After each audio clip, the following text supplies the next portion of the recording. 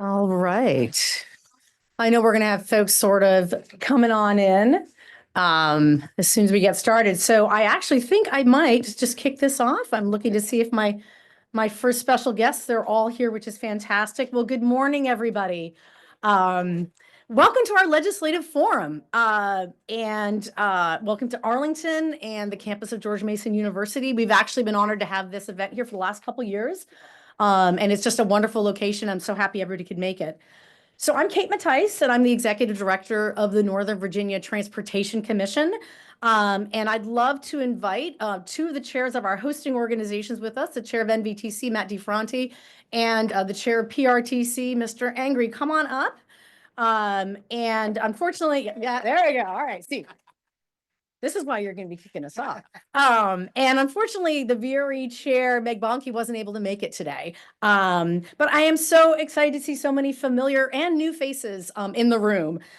This is actually, I believe, our 11th annual legislative forum. And I have to say, it's definitely going to be the biggest attended one. So I'm really excited. Obviously, we have some fantastic speakers later. I do want to make sure that we recognize folks who are in the room. In particular, just starting off with members of our General Assembly. If you're a member of the General Assembly, can you please stand up so we can recognize you? Thank you. And I know we also, I also know that we have members from our elected officials from our city and county governments. Can you go ahead and stand and be recognized? Thank you. And I don't know if we have any staff from our congressional delegation. Fantastic. Thank you. Thank you. And then, of course, we've any staff from our federal agencies or from the Commonwealth of Virginia, from DRPT. I know we've got some folks in the back. All right. I like that. I like that. Very good. Well, again, this event is really made possible through a partnership through the Potomac and Rappahannock Transportation Commission, Virginia Railway Express, and the Northern Virginia Transportation Commission. We greatly appreciate PRTC and VRE's help, as well as the other partner agencies who have some wonderful tables around. And you're definitely welcome as you head out to grab some swag to take with you. So right now, I basically want to turn over to start our program, and I actually have PRTC Chair Victor Angry is going to be kicking things off and adding some energy to the room. And so thank you so much. Yes. Hey, good morning, everyone. So let me start by saying this. So Kate brought me in. She said, look, I need you to get this crowd going, do what you do best. So last night as I was laying in bed, I worked on the uniform. I want to show you guys. So we got Santa Claus. We've got the PRTC Santa pin. Wait for it. Wait for it. And the OmniRide hat. Happy holidays, everyone. Now back to the script that they prepared for me. Thank you so much, and welcome to the 2024 Legislative Forum. I'm excited to be here with all of you and set the stage for this forum. This is going to be funny. I'm Victory Angry. I'm really Victor, but I always put a Y on my name for some reason, but I just want to throw that out there. So I currently chair our PRTC Board of Commissioners. I've been there now for 3 years, working on my 4th year, so I'm doing something right, and they keep me in that position. Now, PRTC is the operator of OmniRide, an amazing transit system that serves people both in and around Prince William County, as well as gets people off 66 and 95 interstates and take them to key places like the Pentagon, the Navy Yard, the State Department here in Arlington, and did I mention getting them off the highways? Transit is, all right, I like it. Transit is all about local and regional connections. Our residents want to be able to easily travel between where they live, work, and play, regardless of jurisdictions. Ms. Mattice shared a recent statistic with me that every week, more than 2 million people in Northern Virginia ride our transit system. 2 million people. Those people are relying on us to make sure our systems are reliable, safe, and getting them to where they need to go. Here's another interesting fact. At OmniRide, the average length of passenger trips has increased from 24.9 miles in 2019 to 29.4 miles as of our last NDT report. That's National Transit Database. I had to ask that. Okay. So this shows that riders are taking advantage of OmniRide's expanded service areas. But we all know that public transit is at a crossroad and that we need continued investments to make our network work. That's why today's session will be all about. Well, we'll hear from several general managers at our transit systems and then from key players who will shape our future direction of transit investments. And we do have a special guest joining us as well. Senator Lucas will be talking to us. The organizers once again have put together a fantastic lineup for today's session, and I'm looking forward to a dialogue. So let's get started. All right. Thank you.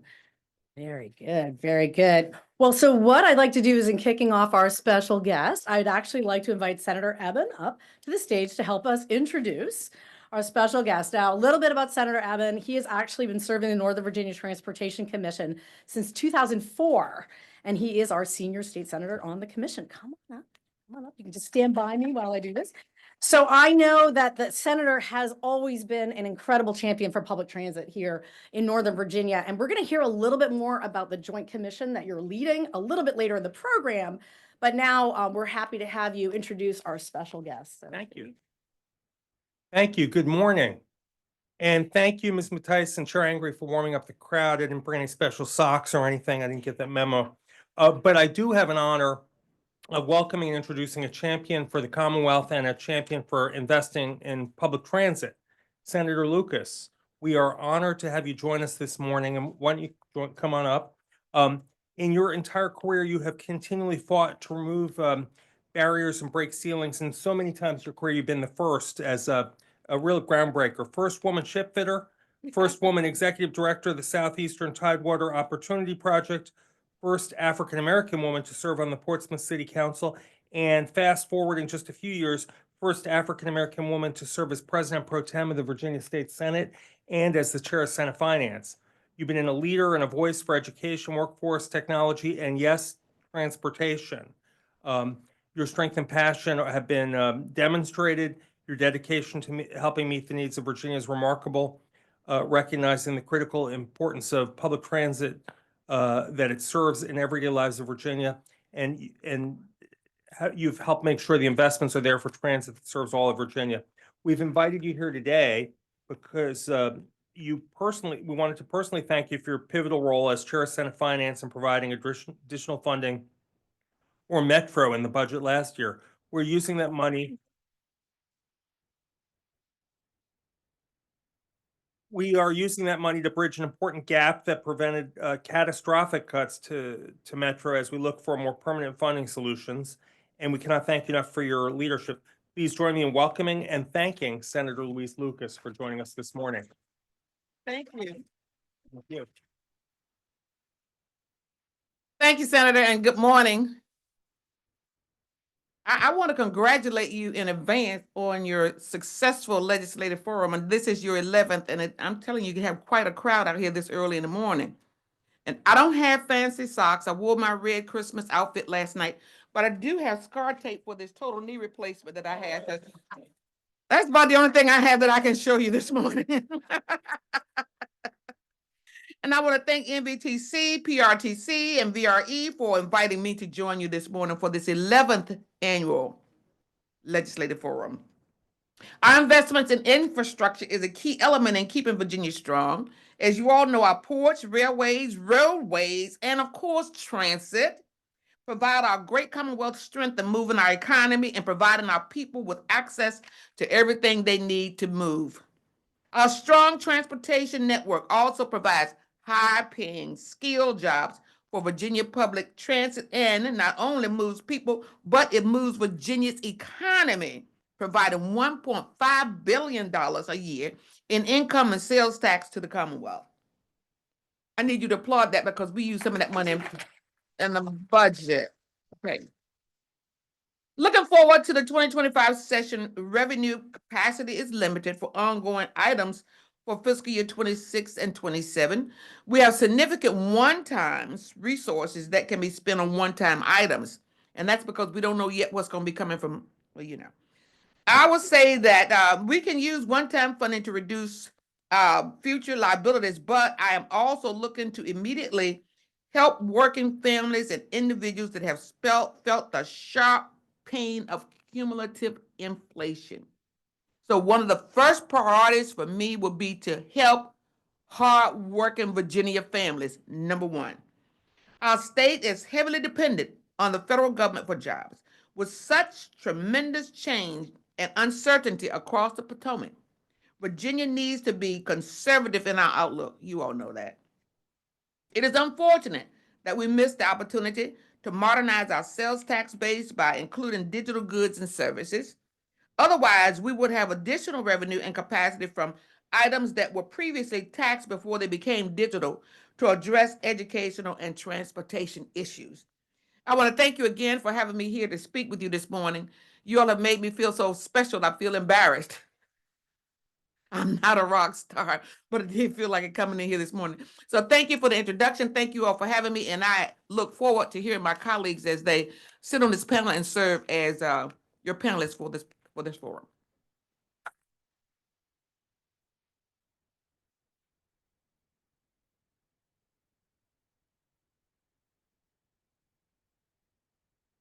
Senator Lucas, such an honor to have you with us this morning. So I'd like to turn our attention over to our first panel. And with all the discussions in the media about the state of public transit, what we wanted to do was bring together 4 different general managers of transit systems that are serving our region. And so I'd actually like to invite the panelists up to the stage. We've got Randy Clark, the general manager and CEO of Metro, Bob Schneider, the executive director of PRTC and OmniRide. Come on in.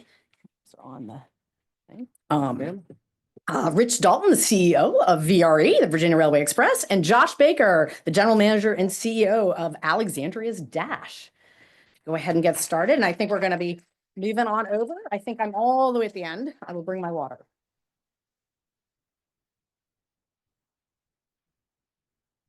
A long walk down here. Long walk. I think they've got the mic working, I think. So, anyway, so I just want to sort of kick things off with this conversation and really talking about how your systems are looking now. What's going on? What are some good news stories? I think there's a lot of movement that's been happening in the public transit sector in our region over the last couple of years. And so this is really a great opportunity. And I think what I'm going to do is probably start with you, Randy, and go through. And Randy, you know, it has been an incredible growth year for Metro. Customer satisfaction through the roof, doing great stuff. How's it going? Yeah, well, first of all, Kate, thanks for having me here today, and Senator, those great remarks, and thank you. I guess I'll just first say the entire delegation, both local and state, for all of your support of Metro. I think some of the results I'm going to speak about could not be done without that collaboration and partnership, so I never want to miss an opportunity. Thank you for all the incredible work you've done. Just also want to recognize board members. So I don't see Paul Smedberg or Matt Letourneau in the audience. There are Virginia board members, MBTC, just 2 incredible board members that really represent you all in Northern Virginia. And I see Sarah Klein, who's our federal board member. This is a team sport, and we're doing this as 13,000 people and our board. So just quickly, the things I'm really the most proud of. You mentioned customer satisfaction. On the rail side, 92%, bus, 83%, both the highest ever in the history of Metro. We're leading the country on ridership growth. I have to put that out last week. So that's we carry more people on bus now than we did before the pandemic. Rail, we almost hit 500,000 on rail yesterday. Last December, highest day was 420 and change. So we're already up 15% December over December. Crime is down 40%. Reliability is up significantly. Fare evasion is down 82%. I can go on and on. I got a lot of these numbers in my head, obviously. I talk about a lot, but just really proud of the team effort and the collaboration with all of our partners. You know, quite frankly, I think driving the system is running as pretty well as it has in a long time, and it feels really good to get people around where they need to. Fantastic. Thank you. That was exciting. So just want to make sure everybody was awake. So Bob, you know, again, OmniRide's seeing great growth in ridership, and as folks are going back to DC, but I also know you have a local system. What are some things that are going? How are you winning? How are you losing? What's happening? Following along with Randy, the technical term right now is we're killing it. We've got standing room only coming out of the Pentagon. So people are, they're truly standing to get home from the Pentagon to the university lot, to Horner Road. That's I-66, that's I-95. We're serving 80 passengers on a round trip in Dumfries. It's just the ridership is through the roof. Just like Metro, more passengers than ever before on our local services in Prince William County. Routes that we started a year ago out of Spotsylvania and Stafford County. Fantastic. Service to the Pentagon, service into DC.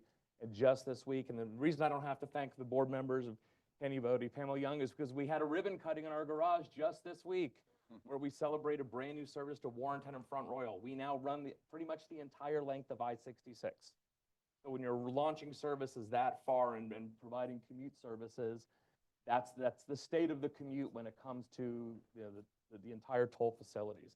That's the type of service we're providing. So when you're looking at that kind of growth, that kind of opportunity, it's a very, very exciting time to operate services. Fantastic. All right. There we go. Absolutely.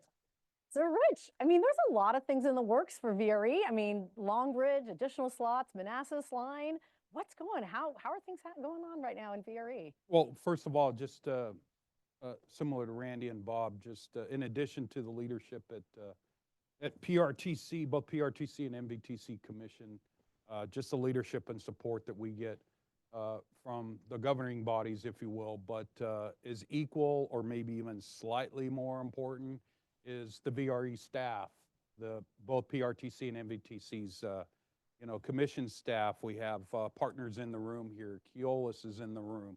I know a big partner of ours, Virginia Passenger Rail Authorities in the room. Just a lot of people make these things happen, okay? So I just wanted to preface everything with that. It's not any one person. It's definitely a team sport, like Randy said. Sure, ridership, of course, as since 2022, we've increased about 30%. In the last year, probably leveled off. We're year over year, somewhere in that 5 to 7% increase standpoint. But I want to emphasize, the other thing that we do at VRE is we actually, manage infrastructure projects. We both on a state of good repair side and from new facilities and stuff. And for those of you that have followed VRE over the years, we were, several years ago, we were severely, or heavy in the development and the pre-planning, the pre-engineering phase. And this year in 2024, we kind of, if you look at those types of projects or those types of programs in terms of a pipeline, that pipeline is now, starting to flow. We have projects that are in the design and engineering phase, in the construction phase. So in other words, we're doing groundbreakings and ribbon cuttings, right? So, and again, that's all to essentially lay the stage, for the growth of VRE, and specifically as it relates to several initiatives by the Commonwealth in partnership with VRE, such as transforming rail in Virginia, construction of the Long Bridge. All of those things sort of lead up to that. So when we get to that point, and I was just talking briefly with Chair Angry before this, it's almost like once that Long Bridge happens, because we're doing a lot of things on both sides of the Long Bridge, once that Long Bridge opens, it's essentially the equivalent of a rail equivalent express lane, if you will, to start pushing more traffic through there. So a lot of exciting things, even more exciting coming in 2025. So we're just very, very, very blessed and very positive moving forward. Fantastic. And Josh, Dash went under a major sort of reimagining of its system just a couple of years ago. I know I keep seeing lots of really good things. What are some things that you want to share with the group? Yeah, thanks. So shout out to the Alexandria folks here. Seen several. I know Councilmember Bagley, I saw back there. Look, in Alexandria, I want to give some context to the environment we're operating in. So Independent City, 15 square miles, 155,000 residents. In the last fiscal year, Dash destroyed any other previous ridership record in the 40-year history of the system of 5.3 million rides. So, yeah. We have seen continuous growth in our ridership. We just talked on Wednesday to the board of directors about how our October numbers broke 500,000 riders in 1 month. That was also the first time in the 40-year history that we've had. So we're probably well on to 6 million riders in the coming year. So we're really excited about that success. And we've asked our riders, you know, what is it that we're doing right? How is it that we're breaking these records? Why are you here? And as many in this room know, we are a fare-free system. We're really proud of that from an equity perspective. Our council and board and the city leadership recognize the value of transit and investing in it and giving us that opportunity to go fare-free, which was admittedly a small portion of our budget. It is not things like what Randy deals with at WMATA as far as the revenue. But nonetheless, that was an important factor. But to your point, an even more important factor was investing in the system, providing more frequent service, covering more core areas of the system, providing more hours. We're also noticing on the ridership trends, if you think about before the pandemic when the federal workforce was going in every day and we all want them to go back in, we need them out there riding, they were accounting for more than half of our ridership, and they're not riding right now. So here we are destroying ridership records month over month, and we don't even have the federal workforce, which was a core factor in the commute patterns of this region. You also finally notice, if you've been out there on the roads and anybody who's visiting the area, traffic is a problem all day long now. Before the pandemic, it was doing these peaks, just like commuters were doing these peaks. So at Dash, we've really focused on investing in those off-peak time periods to make sure that our system is usable for people all day, every day. And all those things have made a big difference for us. Fantastic. So you've all shared some good news, but we know the news cycle likes to focus on sort of sensationalism or what have you. And luckily, I mean, I did provide these questions ahead of time. So I hope you guys had a chance to sort of think about, like, how do you communicate the success of your systems when the news cycle only wants to speak to the negative? I actually, if I could go from Josh back over, I know I didn't give you a lot of lead time on No, that one, that's but fine. yeah. How do you work with that? Well, look, we're all talking about data here, right? We're all talking about numbers. We're all telling the story about how successful the systems are and what we're doing and how the investments are paying off and how critical it is that we invest more into transit. And so in my opinion, the very simple answer is you've really got to make sure that you're telling a compelling story that people can connect with, people who are using transit and people who are not using transit. Because the reality is that transit benefits everyone. Even if you don't use it, it gets cars off the road so that the people who are in cars are experiencing less traffic. You have a lot of opportunity to talk about things that are impacting people's lives. So in my opinion, it's all about the data. It's all about those numbers, those percentages, having those quick talking points, because those can get people's attention. And then the media is now ready to dive into a larger conversation about what is it that you did that netted that result. So Rich, I know that you have a lot of federal riders on your system, and we've just talked about how the federal, so you're dealing with a narrative that's tough. How are you addressing that? How are you getting the story out? So similar to what just Josh said, I'll say this slightly different way. Our staff simply just will approach that negative, turn it into an opportunity, right? So there's an opportunity to, to get additional information out, maybe sort of modify the narrative with facts, if you will. But for us, I think it's even more important to, is to learn some lessons, if you will, from whatever that negativity is, and sort of put that in our proactive bucket. Be more proactive with, with messaging. Be more proactive with knowing our customer base and even the, the regional media, if you will. Just simply try to get ahead of that a little bit more, and just consciously, if nothing else, have those conversations and have that strategy, if you will, to be, again, more proactive, getting, not necessarily all good information. Sometimes it's bad information. It's service-related type information, and just step out there and, admit when it's not correct, but the same time, tell them what you're going to do about correcting it. So it's a, you know, sort of a menu of things, but the first thing is don't, you know, turn it into something positive that you can do, that you can take somewhat control over. You can't argue with a lie, so show, don't tell. I can tell you over and over and over and over, but it's better if I show you. Let's go ride the bus together. And when you go ride the bus, a good example is someone, you know, you frequently hear, well, I see the bus with 9 people on it. Agree. When you saw at that moment, there were only 9 people on it. You missed the 50 that got on beforehand, and you're going to miss the 50 that got on after. That's just what happens because you only saw the 9. And so you'll have an experience where you miss the people that got on at the government center, you miss them that got off the hospital, and when you, especially when you're riding bus transportation, it's a very transparent experience because they're getting on in their uniform, they're getting off, you can see the shopping center, you can see the hospital, you can see the bus stop outside a geographic point. It's a very transparent experience. And our chair and I rode together this past summer, and you could see people getting on and off in their work uniforms, the families riding together.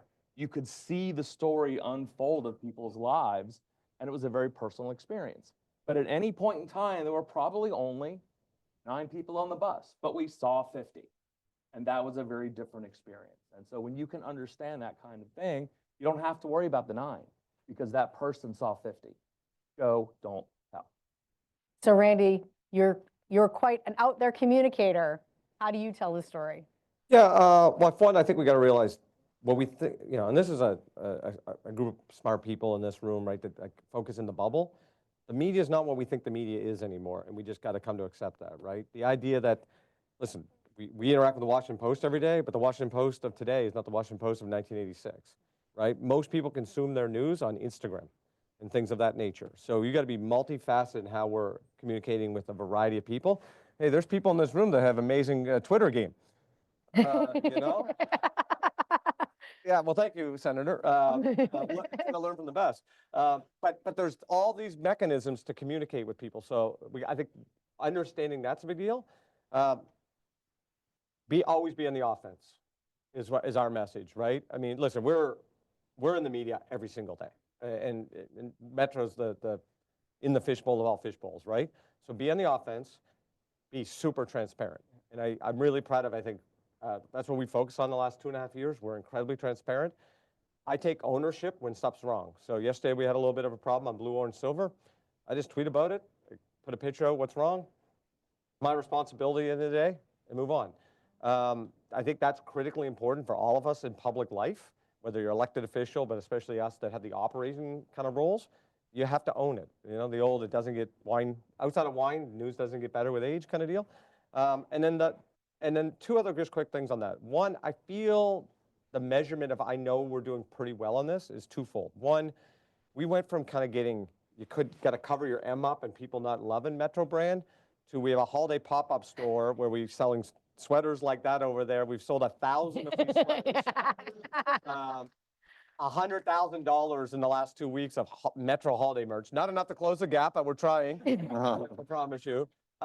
And the number one factor, someone's been a CEO now at 2 different places in the country for 7 years, is I always know if we're generally doing well when elected officials are not texting and calling all day complaining about what's happening. And that's our job, is to help them as well, right? So they're here to support us, getting them information. And so when they hit, I'm at Safeway and someone says one thing, that is a moment in time versus the true story. And so it's our job to give them the, if lack of better, the ammunition and facts to what Bob's saying, so what the truth is versus that anecdotal piece, you know? So I think all that together, lean in and use communication to our advantage is what I think most of us are trying to do. Yeah, thank you. And the other thing I was sort of pulling out of that is get folks on the system. And so I strongly encourage, I mean, I think this is probably a crowd here that actually takes our local transit systems a fair amount. But if you know folks that haven't, get them out there, because all of these services are just doing amazing things. And there's nothing like being on the bus or on the train or what have you. So, Can I add one more thing? And also, just because someone says something doesn't mean it's true. I know that's hard to believe in almost 2025, right? So there's a lot of people with their own agendas, especially in this region, right? So facts matter, and they will always matter. but it's okay that people have their opinions, but opinions are not facts. And I think that's critically important. So we ask people to share our information. And, you know, we have big public transparent board meetings like yesterday. This stuff is all out there if you want to consume it and really get in the analysis and figure it out. But just, I think it's really important we always reiterate, everyone may have a lens or an agenda. Facts do matter. Absolutely. So we're now going to talk about what I'm going to call the elephant in the room. And I know we have a fantastic panel right after this that's going to dive into funding.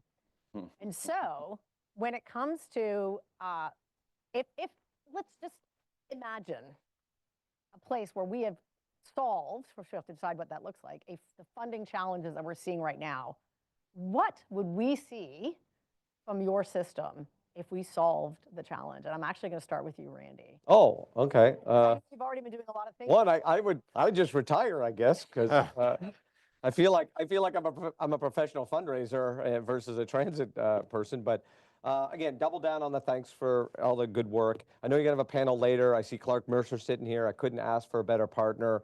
COG leadership, Jack's over there. Jack and Brian Hill from Fairfax doing incredible work bringing their groups together. I think it's an incredibly transparent and team-oriented approach around this region. So I'll say two things. One, we solved a big chunk of our operating problem last year, and we couldn't have done that without all of our partners. So again, thank you for that. A lot of that was kind of the makeup for the pandemic and all that kind of stuff. We need to live within our means of Metro, and I want to be very clear and crisp about that, right? Metro can't have its hand out all the time. That's ridiculous. So we need to index things to whatever we all agree is the right thing to index, and Metro got to live within its means, and therefore the region gets the services that we all agree within those means. That's the agreement we got to all get to. In the last 2 years, we've identified over $500 million of savings. Again, $500 million of savings, and we're delivering more service and a higher quality service with $500 million less. So I think that is really important. Every employee at Metro took a 0 this year.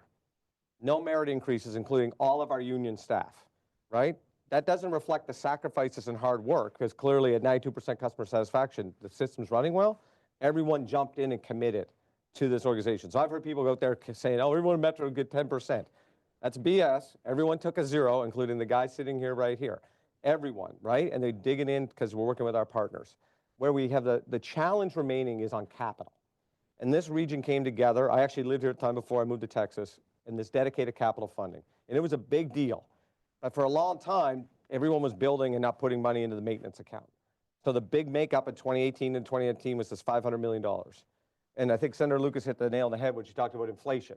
I think it's fair to say a fridge in 2019 doesn't cost what a fridge costs in 2025. That fund was not indexed. And it's not because anyone failed as an individual, but we didn't get the job done fully.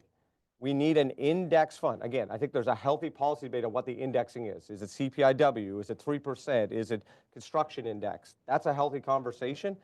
But Social Security today, someone that's 90 would be getting a check for $45 if we didn't index it, right? So that's all we're saying. We need to agree what we want to have, index it. Metro got to live between its means. The last piece on that is we also got to think long term.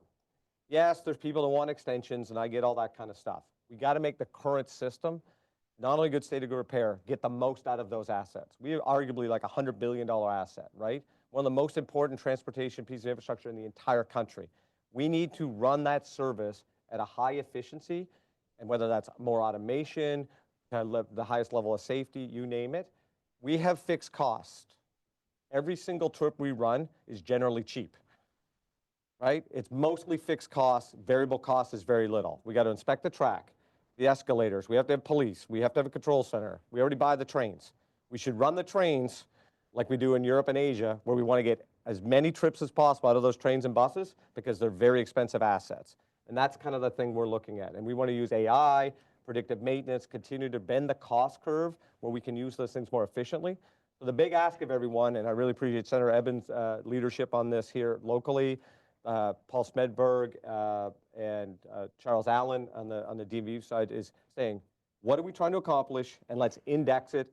Then Metro, we got to stop begging. This GM and future GMs and future boards, we got to live within that. And I think if we do that, we've all got a big success. So Sorry, I went a little, but it's such a complicated thing, and I wanted to get about 15 messages all in that box. But thank you, Kate. Appreciate that. Okay. So Bob, what is the vision of OmniRide if we're able to secure the funding that you need? Stability is the first thing, because no transit system can succeed year to year. They just can't. Doesn't matter if you're a rail system, a bus system, even a paratransit, micro-transit system in a rural community. If you can't figure out what you're going to be doing year to year, you actually can't have any kind of functional success, because you can't prepare for the future. You can't be developing programs and services, future grant applications. You can't market successfully. You don't even want to promote the services, because if you're going to actually grow the services, you're going to have more people mad at you. It's this kind of ironic thing where if you have great success and you have to shrink it, the knives come out. So the first thing you get is stability, then you get excellence. And excellence, quite frankly, in our industry is frequency. What's the number one thing people want? Safety. What's number two? Frequency. If you can get those two things, and then if you get frequency, what do you have to have? Reliability. And for us, our service area is 2,500 square miles of county. When you talk about the jurisdictions, from Front Royal to the district, all the way down below Fredericksburg, that's a lot of territory. So we have VDOT lots that we work with, our partnerships. So it's a massive amount of just time and distance that we have to cover. But what that also allows us to be is uniquely flexible. And that's one of the things that that dedicated funding would give us. So that solution is that allows me to go into Supervisor Bodie's district and actually ask the question of what's happening, what's being zoned, what grocery stores are coming. You're a big functional system. You can't ask some of those questions, especially if you're lurching from funding year to funding year. It allows us to go in and ask the question of what are the planning activities for Prince William County or a Stafford County or a Spotsylvania County, and to go in and lay out the map and figure out what are the zoning questions and work with land use boards and put together, in an area that big to allow for growth. It's not just a small city or a small geographic area where you know the development's going to be. You can lay out the grid, you can run the routes. We're looking at areas that are currently trees that in 3 years are going to have massive apartment complexes on it. That's a problem. And right now we have no money to actually deliver the services that we currently offer. So how are we going to look toward the future? That's the thing that A, stability, and B, excellence, and the ability to have that flexibility for doctors, grocery stores, to pay attention to construction zone permitting gives us that flexibility that a lot of other organizations may not have. So Rich, what does the future look like for VRE if we're able to secure this funding? Well, just sort of compounding answers here, and I'll just sort of tune in from the VRE perspective. Bottom line for us is that, in addition to, the Commonwealth's investment in rail, the federal investment in the rail, and even the local jurisdiction investment in rail, sooner rather than later, VRE will be in a position to where we can provide service that matches the demand. And I don't mean just frequency, but time of day of week, et cetera.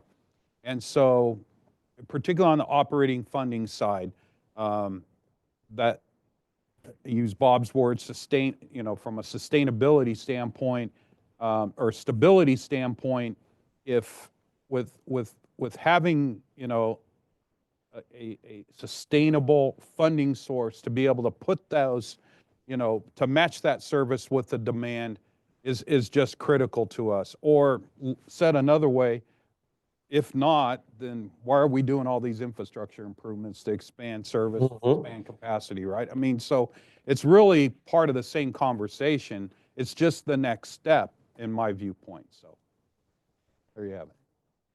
So Josh, wave that wand. What can Dash do?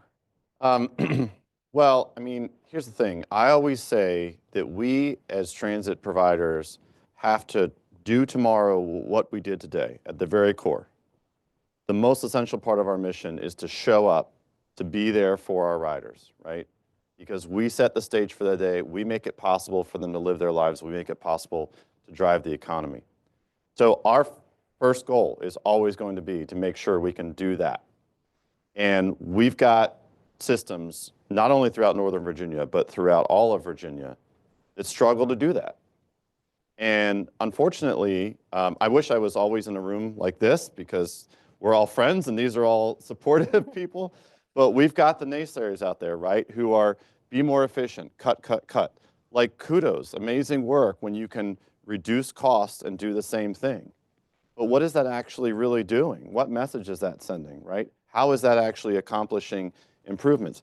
If you think about it, when you think about a road and you've got traffic, we've got horrible traffic here, right? You've got traffic everywhere.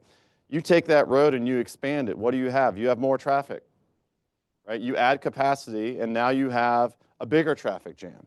It just makes it worse. Well, guess what? You do the same thing with transit, you get less traffic on the road and you have more benefit.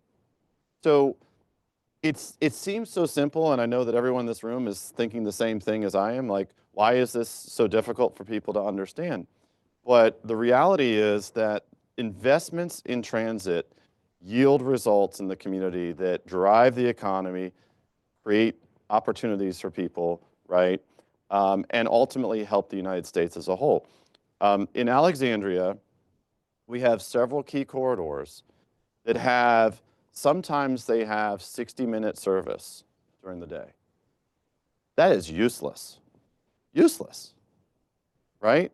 If you went to drive your car in the morning and it would only start once an hour and you missed that window. I got 90. Oh, okay. You know, so our opportunities with additional investments are going to be to bring down those headways. We've done really well in other parts of the city. Shout out to the 395 funds. Line 35, our most heavily used route, 10-minute frequency, packed bus all day, every day, all the time. You get on, standing room only, they're smashed up to the line. I've seen them pass that line and I have to call the driver, like, what's going on? But, you know, there are other areas within our city that we really need those investments. And those investments, which thankfully we have an incredible city council, incredible city leadership, incredible board of directors, all who see this and want to do it, that's the opportunity. And then you have more residents, you have more commercial, you have more tax base. You now have the benefits of those investments helping to come around and pay dividends for what was put into transit. And that happens universally everywhere. So that's what it's going to mean for us. Okay, can I add? So listen, and all services are a little different. So sometimes transit one benefit is people getting off the road, right? And depending on which market or the type of service, that is a big deal. But there's a second thing that I think gets talked over a lot sometimes, which is transit is about how people can live their lives. And it's not about cars at all. And a good example is we are one of the most expensive areas in the country to live. And our hardest challenge economically is how much it costs to live here, right? And the difference of good transit is the difference of a family going from a 2-car to a 1-car or a 1-car to a 0-car. And that matters in Northern Virginia heavily, right? So Fairfax is expensive to live. Alexandria is expensive to live. Arlington is expensive to live. Loudoun is expensive to live. If you can get rid of a car or go 0-car, you've just changed, and again, not to reference Senator Lucas again, you know, her, because she spoke, right, about affordability, and that's her focus. If we want to help working people or people that have a kid and they're dealing with childcare costs and all this, the number one expense in everyone's life in America is housing. Number 2 is transportation. And the lower income you are, transportation is proportionally worse for you, right? If we want to make a difference in people's lives and make this region economically competitive, we got to make it where you don't have to go buy a $70,000 vehicle, insure it, and then fill it with dinosaur bones all day long, right? And whether it's electric or not, because then it's $80,000 and you get a credit, doesn't change the fact. If we can get, and then you got to pay to store it, either on our streets or in private. So I think there's that other part. We as a region need to drive our economy differently. And we got to think about how people can live here. It is very expensive to live here, and this is part of that equation. So sorry to go soapbox, but that is a big part of the value of transit, especially in a big urban area like this. Fantastic. What I'm going to do is just take a pause and say we may have time for probably 1 or 2 questions. So I want folks to sort of think through that. But Bob, so I want us to keep going. If Not Clark Mercer. He looks too excited for that. Bob, what do you have to share? If there are people who want to come to the microphone, we'll take you when they come up. You know, one of the other interesting things is, you know, what's really unique about our area is we have a lot of different providers. But we also have a very, very large geographic metro area overall. And, one of the comments was recently made at one of the many, I don't know whether it's DMV moves or SJ28, there's so many happening, I can't keep up with which forum, but it was how come, our cost for service delivery is so disparate compared to like a Chicago or a San Francisco, et cetera. We have a flat smashed city. We are forced by by literally our nation's capital to have a flat, spread out city by design. And it makes it hard to deliver transit when you're not allowed to have 70-story skyscrapers, 50-story skyscrapers. When the tallest building in Prince William County, I think, is 10 stories and it was built in the 1980s. That makes it really hard to have high frequency, dense transit. And that's very different from in Arlington and very different from downtown Washington, D.C. And that is one of those bigger challenges that we face when it comes to the cost of delivering transit and why it is more expensive for WMATA to deliver and for OmniRide to deliver, et cetera. It's one of those challenges we face. Yeah. I think it's a reality we have to understand. So you open Pandora's box, but I want to make sure people understand too that just because someone says something doesn't mean it's true again, Yeah. right? We don't cost more than Chicago. They're different. It's an apple compared to a banana, right? We are urban and regional rail system combined, a little different than Rich's regional rail system. I mean, a CTA and Metra combined is a good analogy to us. They also don't have air-conditioned stations. Would you like me to turn off air conditioning in August in D.C.? No. Our police force works for us. In Chicago, those 500 police officers are Chicago PD that are contracted, so they don't show up in headcount. So again, there's a lot of facts out there. Looking at facts, listening to someone tweet or just talk about something isn't necessarily. So we're hoping, and if anyone wants more information or wants to dive into the stuff, we got lots of people that will help with that. Fantastic. So I actually do want to turn over to Supervisor Palachuk, who's also an MVTC. Good morning. I think I always have to ask my favorite question, but I love hearing you all, especially hearing about, I've lived in many cities, right? And coming back here, and as you talked about, we need to do it better the way Europe transit works, right? Asia. But we're talking about our transportation systems. And I always ask the question, because the one piece that's not here today is our departments of transportation and the fact that these are all networks, right? So as you're working to enhance your networks, and as we're working on increased connectivity, last mile, more bus rapid transit, what do you recommend for us and for both elected officials and those of us working in this field of how to continue to move forward to ensure that we think about it's not cars versus transit versus pedestrians, it's the whole system, right? And how do we move forward to that next level so we can have the Paris Metro, the Chicago, system to make it easier to have multimodality and to be able to afford it? I'll go.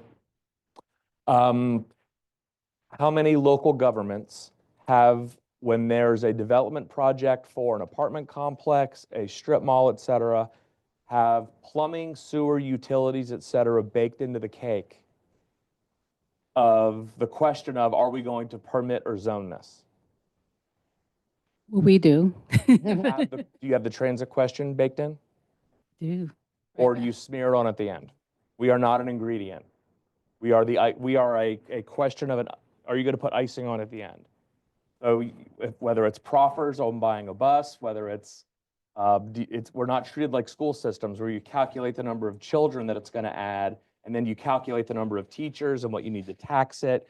None of that is baked into the cake on the front end. It's something that happens at the end when you then go to the transit system and say, oh, how are you going to pay for it?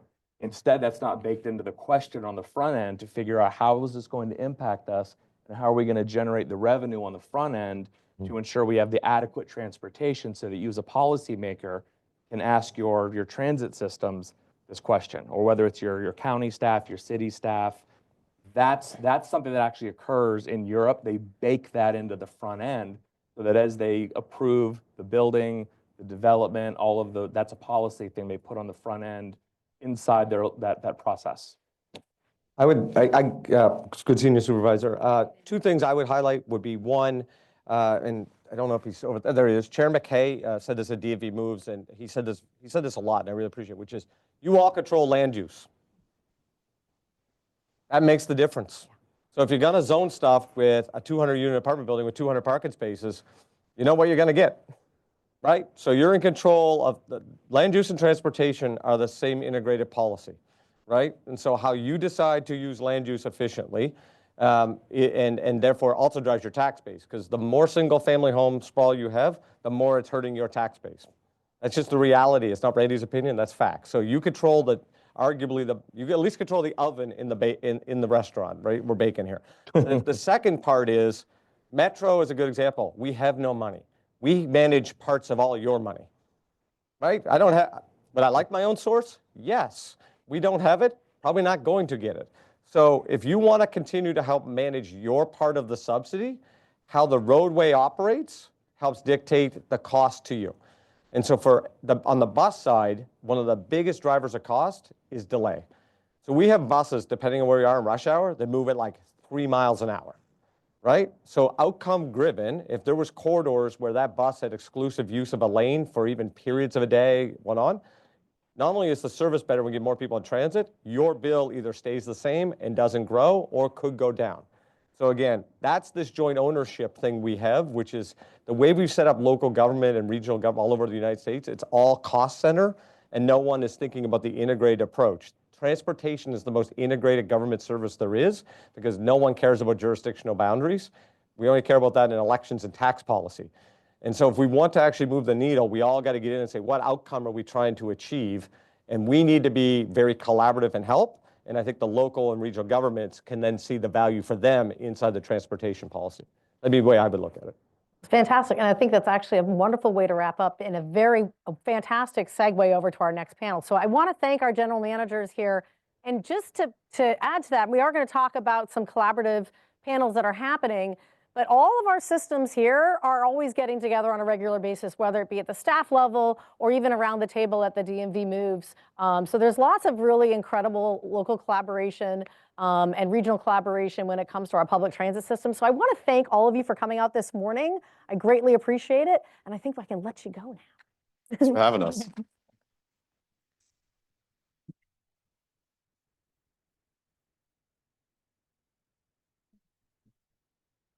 Careful. As we transition over. We transition over to our next panel. And so, so now we've heard from our transit system leaders. We're going to now hear from elected officials who have really been instrumental in helping identify long-term funding solutions. Please go ahead and come up on this stage. And I definitely like to welcome, I think you've got some names on your. Good. All right. I think we're missing a couple of folks. Wonderful. There he is. Fantastic. All right. Well, indeed, and I greatly appreciate getting that context from our transit systems, because, you know, the work that they do and the success they see moving forward is really about, and I hope you heard this, their ability to be strategic, right? Their ability to actually be more efficient in the future because there's a predictability within the funding. And so I'm really incredibly honored today to have, to gather these folks who are working on some important things, the DMV Moves and Virginia's SJ28 Joint Subcommittee. So what we're really hearing, and I don't know if it came out thematically in the conversation we had earlier, but the funding model for investing in public transit is broken within our region. It really is. We have strong growing needs. You just heard from our general manager about where we need to be moving people, looking forward to as people are moving in the corridor.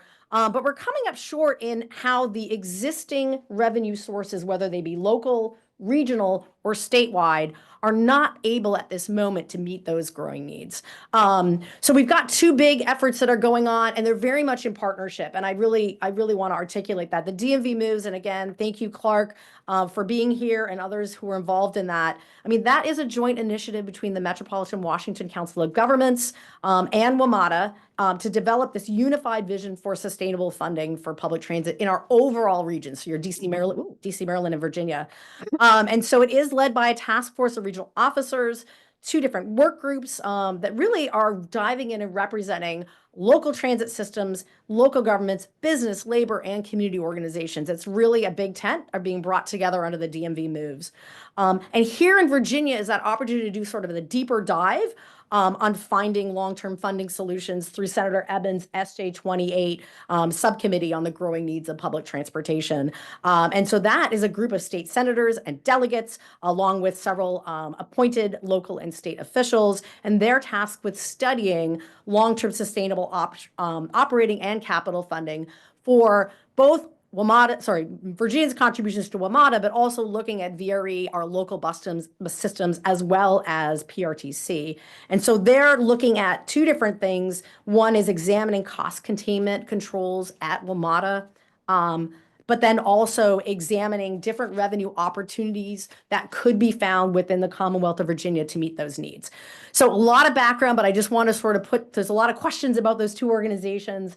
The wonderful thing, we actually have a couple members here that are playing on both of them. And so again, we're honored to have representatives from both DMV Moves and SJ 28.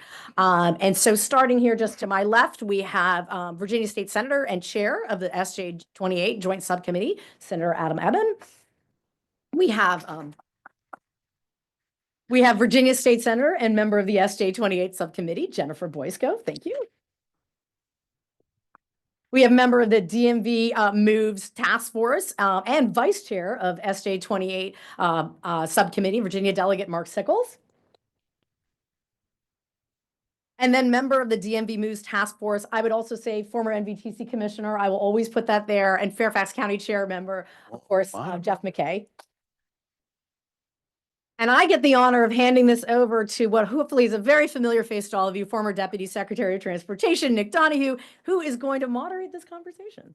Well, Kate, thank you so much. Oh, you can clap. No, you can clap. I'm not used to people clapping for me, so I appreciate it. I really appreciate everyone coming here today. We have a great panel of some of the key policymakers in this region. I want to say I think we have identified who are the transit dorks in this region. You've come here on a Friday the 13th, no less, to spend 2 hours talking with us about transit. So first, just thank you so much, everyone here, for coming. We have a couple questions we're going to tee up for this group, and then we'll have some questions kind of at the end here if we don't get to something that you're hoping to hear. So my first kind of question, and we can just kind of go down the row here, is you all just heard the transit agency heads talk a lot about the good things, the not so good things, and some of the other things kind of happening in this region. As key policymakers, what do you really think is kind of the biggest challenge facing transit in this region? I'll let you all say money, but I'd also love it if you say something else as well. You kind of think about, you heard Randy, you heard Bob, you heard others talk about it. What do you see from your perspective as the policymaker as the biggest challenge facing transit? Chairman? Yeah, first, we're not dorks. I meant everyone in the crowd. I will say, yeah, that's right. I have to say, looking at this crowd warms my heart, because I've been doing this for a long time. Some of the others up here have been doing it for a long time, and to have this many people come out because they care about transit, there couldn't be a more important time for that show of force because of all the challenges that we are facing on the transit front. And the easy answer, as you said, of course, is money. I'll do a different one because the general manager of WMATA, Randy Clark, kind of set me up. I think one of the biggest challenges is marrying up our land use plan with our transportation network. And the reason why I say that is because we all love to talk about what's going to happen with return to work and federal workforce and how that's going to affect Metro. And there's no doubt that has an effect. And we should be having that conversation. But that alone shouldn't be the only thing we're thinking about. How do you grow ridership if the new normal is not everybody returning to work Monday through Friday? Well, one of the ways you grow ridership is to build more transit-oriented development and to have the local jurisdictions have the political willpower to approve the types of densities and network that you need to make transit, and when I say transit, I mean bus and rail transit, successful. And so you can scale your comprehensive plan. In Fairfax County, I think there's great hope on the Richmond Highway Corridor, where we're looking to spend over $1 billion to put in a sophisticated BRT network.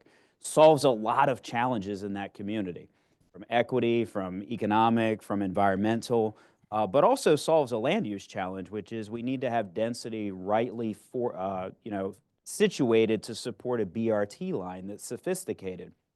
Then on the opposite extreme, you have the Silver Line going through Tyson's Corner. And in Tyson's, with our new Tyson's plan, and several of my colleagues here who help write that, understand this really well, is we have to be bold in the types of densities that we put in place and make sure that the walkability and the other infrastructure needs to support transit are in place.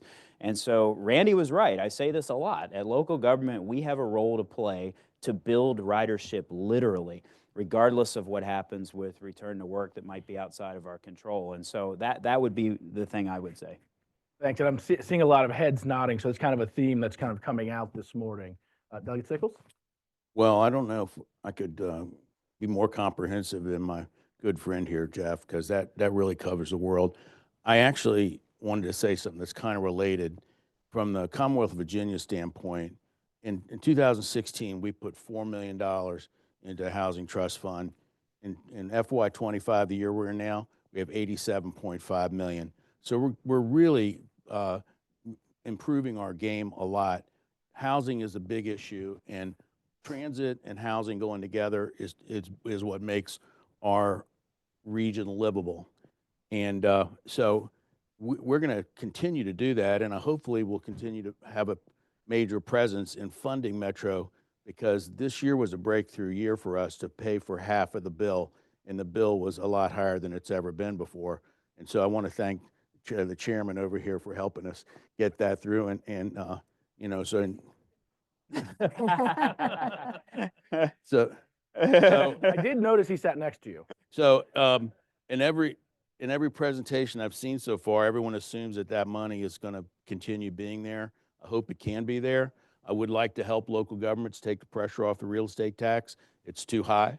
That's how local government is funding everything they need to do, including paying teachers and everything else. So I am looking forward to a new way to fund our system, and also, you know, a new way to make sure that the population, our citizens, our voters, know that we're doing all we can to keep the costs down of the whole system. So it's a lot of the decisions, as Randy was saying earlier, were made a long time ago in the first class system we have. You know, I've ridden the Chicago system, I've ridden the Boston system. It's not the same thing. We really have, you know. That's right. If you've ever taken the T from the airport to downtown Chicago, you know what I'm talking about. So anyway, I'm happy to help. I appreciate all the support that I'm tired of going to meetings. I have to tell you that. I'm meetinged out, but I can see the light at the end of the tunnel, I hope. And so let's just keep working together and make this happen. Well, Delegate Sickles, I hate to break this to you. There's going to be some more meetings, and we very much hope you come. I think Senator Evans also going to hope you come to some of the meetings he's calling as well. I haven't missed one yet. And I know you said you couldn't be more comprehensive than the chairman, but you did get an amen. So I think you did step it up just slightly there.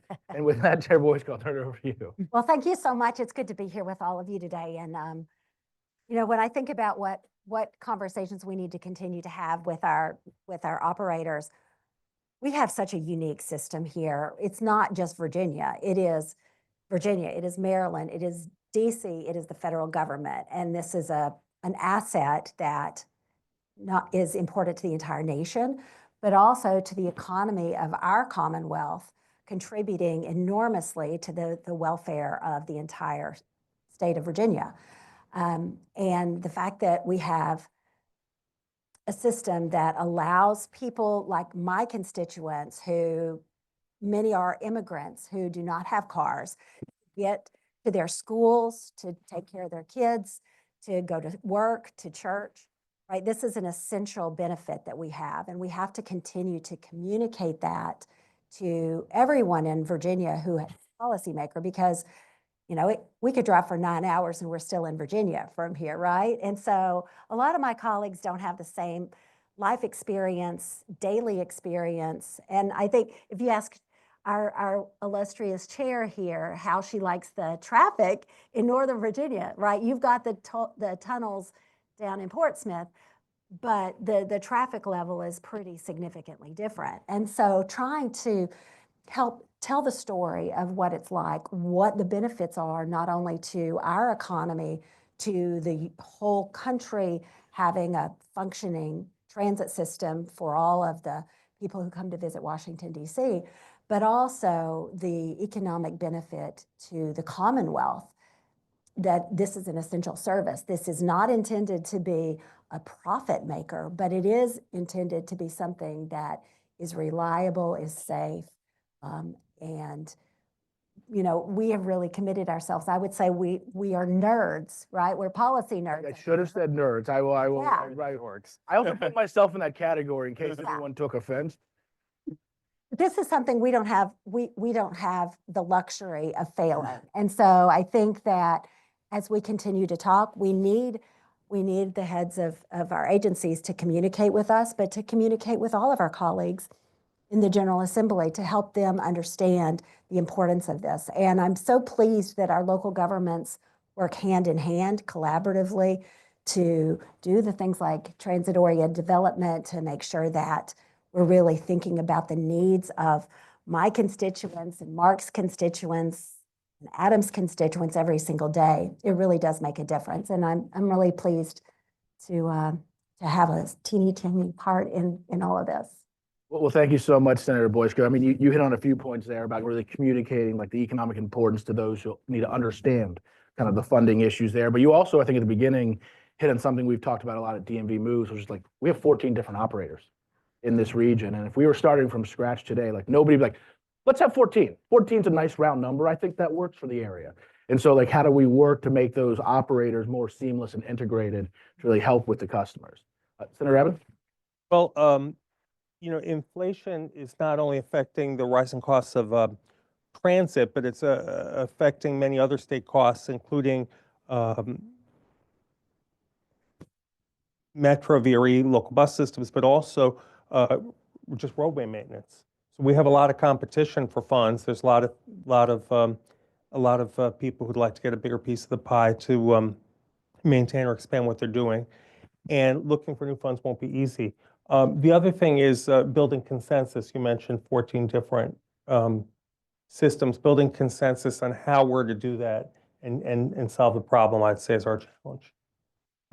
Thank you, Senator Evans. I think the point you made about competition, particularly from my former roles, I think a very important one for everyone in this room to kind of hear, and it's actually kind of a great segue into the follow-up question I want to ask about this. So we all kind of stipulated and acknowledged that funding is an issue, and then you all also brought up a host of other issues. You have a lot of transit GMs in this room. What is your advice to them for like the next 12 to 18 months to help you all as policymakers deal with some of the issues you've just identified? Because this is a big issue we have in front of us. We have DMV Moves working on it. We have SJ28 working on it. I'm guessing there's somebody in Maryland somewhere also working on it. But again, it's a big kind of topic of discussion. And so what advice would you give to those folks who are just on the stage as they think about some of these issues that you raised and that they've also raised? I'll start. I'll say, first, I think it's really important to market transit because we're trying to grow ridership across the board. And so we all know that it should save time for people. It should be simple. It should be easy for them to navigate and understand. But we've got to market it to people to use it. And let's do a better job of that. In Fairfax, we started an initiative many years ago to provide free transit to all of our middle and high school students. And we did that because we're trying to build a generation of transit users, and from an equity standpoint, trying to give these kids that don't have transportation opportunities to go back to school for activities, to be able to go to after-school jobs, to have freedom. Freedom that kids who can afford cars have. And so how do we market it to our young people so we're building another generation of transit users? How do we market it to people who right now are in their cars as an alternative? And I think for our transit providers, I mean, with the exception of WMATA, who's obviously running a rail system in VRE, but for most of the jurisdictional systems, respect the bus. I mean, the bus is not the bus has been looked at a long time as the way that people can get around who can't afford to get around some other way. We need to respect the bus, be sophisticated with it, put technology in place that makes it easy for young people to navigate, and make sure that we understand bus is the entry point to a successful rail system. It is the feeder into our rail system. And so don't underestimate the role you play in helping Metro by having a robust, sophisticated bus service that's easy for people to navigate and understand how to use. And so when I talk about metro issues, I always want to make sure I don't fall into the trap of talking about metro generically. That's different than talking about transit, because we have an ecosystem here that feeds the metro system, and we need to be robust in that space. And by the way, it still is, from a cost standpoint, a very effective system that can be spry and can adjust to land use trends and can be, much more workable than a heavy rail system. And so the heavy rail system gets a lot of attention and respect, and I get it, but let's not forget about, and let's make sure we're respecting the bus network. Thank you so much. Doug Siggles? Jeff has all the good answers over here. I have to go after. I just wanted, for everyone else on the panel, Jeff's going last next time. Yeah, This is not that's supposed to be good. made. He gets to go first, and that really it takes too much pressure off him. So we're gonna have One him go thing I last. just learned the answer to, I was following the 310, the Fax Connector 310 this morning, got to Edison High School, and 14 kids got off it. And I thought, wow. And where's the school bus? Working. I love that. So that was good. They were all riding for free. I guess Yep, that's how they they, were. they got on there. But the things that I heard from the operators this morning were all terrific. And I don't want this to sound like a cheap shot, but we need to keep the system clean and safe for people to ride it.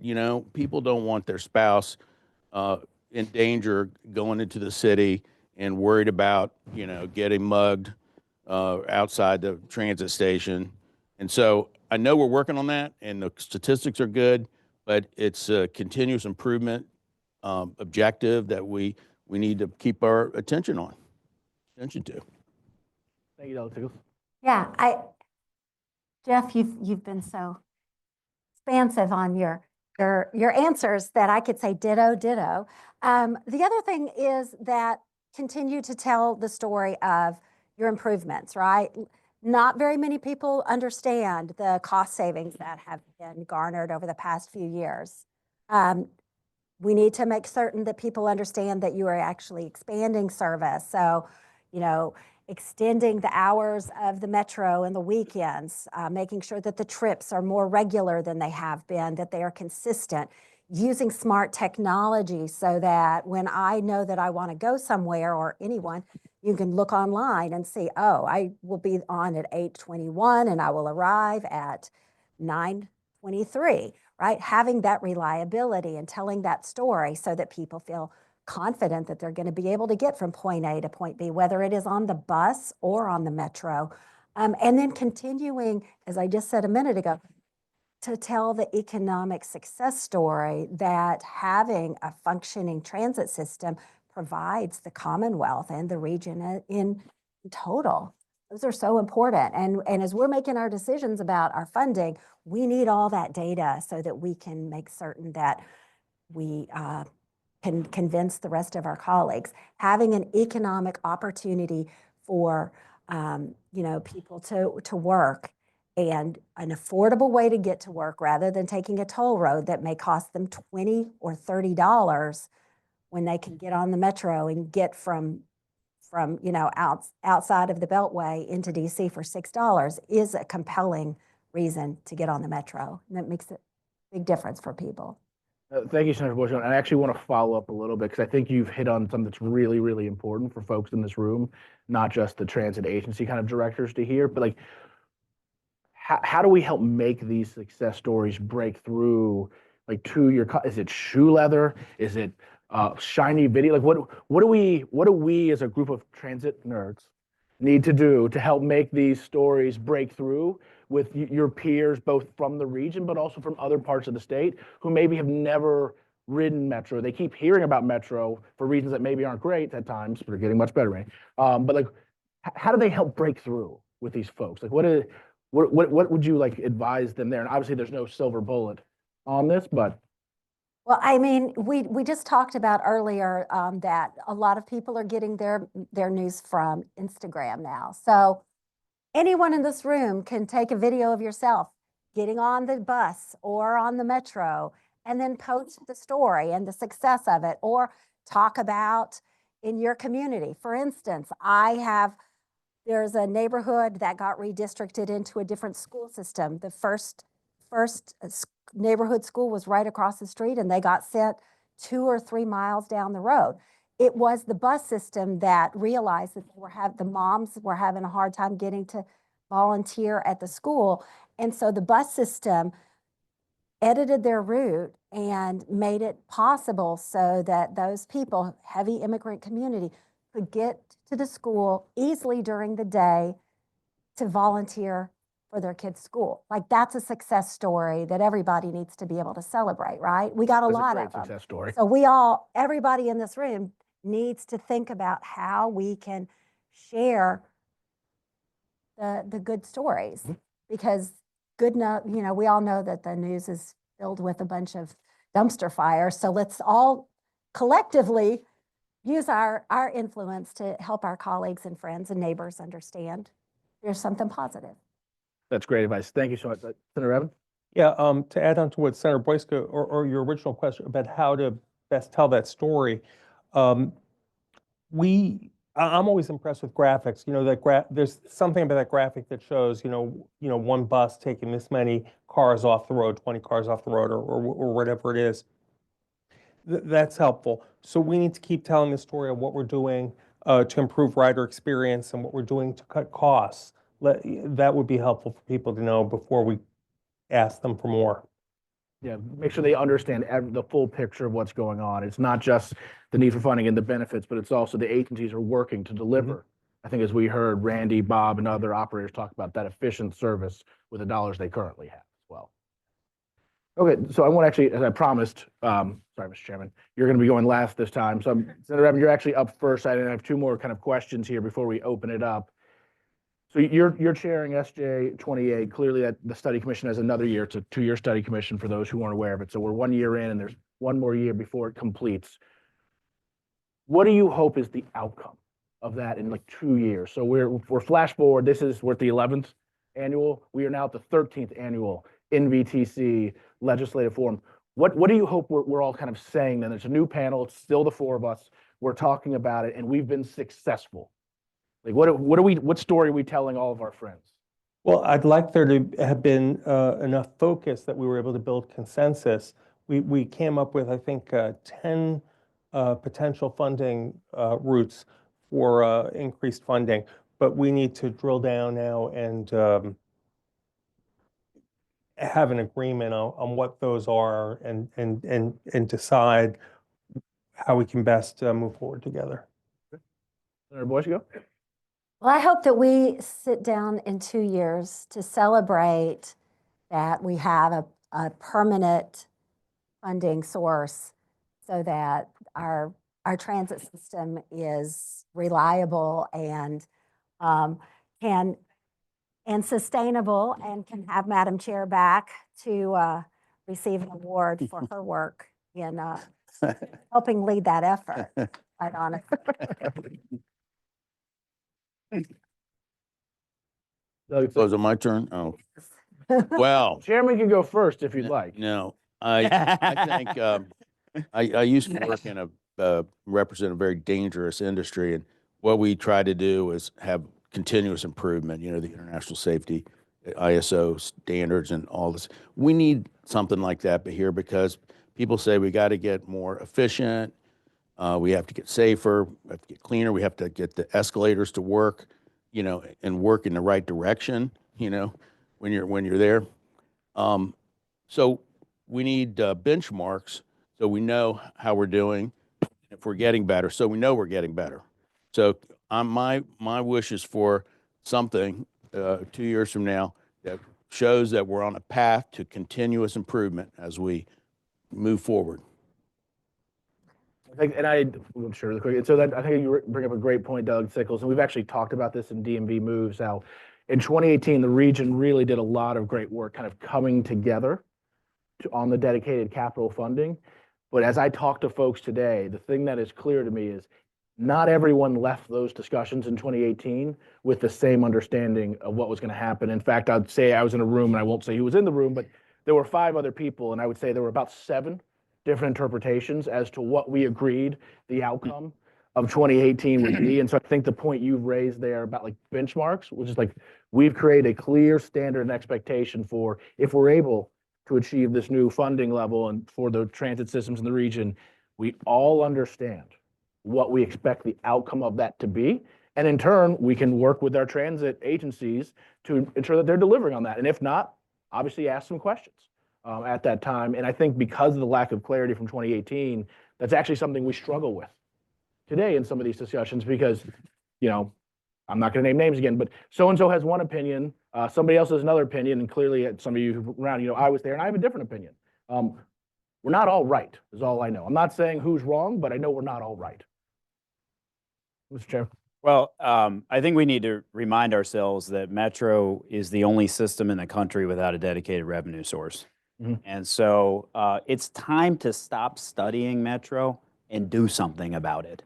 You know, in a quest to have Delegate Sickles go to less meetings and to honor his request, my hope is that 2 years from now, the task force, DMV Moves task force is finished, the General Assembly is finished, and we have a path forward to a dedicated revenue source that is fair to the region.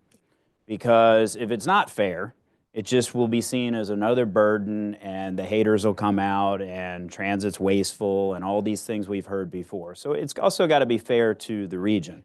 And in addition to that, I think for local government operators, what would be really great is if we came up with a revenue stream that was large enough to also fold in all the operators that feed into the Metro system and look at this as a network. We're not looking at a Metro revenue source. We're looking at a transit revenue source for Northern Virginia because this is a network. And if the network is not talking to all the other components of it, it doesn't work as effectively. And so I'm hoping we're sitting here 2 years from now and we can sit here and say, we did the one thing that this region has talked about since the day Metro opened, but was never able to do. And so we have a crisis. We have a fiscal cliff. We have a new world. Nobody could have predicted the pandemic. But if we've learned anything from that, looking back, we know now that very clearly we have a system that is broken in terms of funding, and that Metro can't continue to operate on a shoestring budget with no predictability in the future. That's how you lose riders. And so that's my hope, is that we finally fix something that this region really has struggled with for decades. And we've done enough studying. It's time now to actually do something substantive to fix this problem for not only for us right now, but for future generations. I do want to follow up on your response there, Chairman McKay. As someone who was involved in the 2018 effort, I think I had a phone call late at night during a gubernatorial transition with a few people on the stage where I was told pretty clearly something I had written was not fair to the region. That's my way of kind of saying it for polite company. And I guess I was curious, could you just say a little bit more for folks, like what does fair to the region mean? Well, I think there's fair to two regions. There's fair to the DMV region in terms of, do we have some type of quasi-uniform revenue system that Maryland, DC, Virginia, everyone agrees to. And then there's fair within Virginia, how we actually structure that and fund it. And so what I've said from the beginning at DMV Moves is no matter what we come out with, it needs to be scaled to the jurisdictional requirements at Metro. The jurisdictions should be allowed to set a rate of a revenue stream that covers their Metro contribution, but then potentially also, if they would like, cover some of their other transit operations that Metro needs to be robust. Mm-hmm. And so I think it has to be flexible enough to do that. And fair, and I know since we have our state officials here, I know they feel strongly about Metro, but it's been mentioned previously on this stage by a lot of other speakers that the Commonwealth of Virginia is a huge beneficiary of the existence of the transit network in Northern Virginia. And absent that transit network, Northern Virginia looks very different. I mean, let's be honest with ourselves. To earn money, you have to invest money. And decisions were made to put a robust transit system in Northern Virginia. And what has happened as a result of that? Enormous economic development and growth.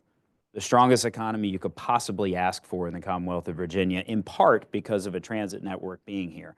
And so I know the folks on the stage here understand this, but to get back to what Senator Boysko and Senator Eben and others said earlier about the state is very diverse, how do we get the rest of the state to understand they have a direct financial stake in the transit system in Northern Virginia, even if they never see it? they have a direct financial stake in it. And that's the help we need from the Commonwealth to be able to make this, I think, a fair answer to the revenue stream needs of Metro.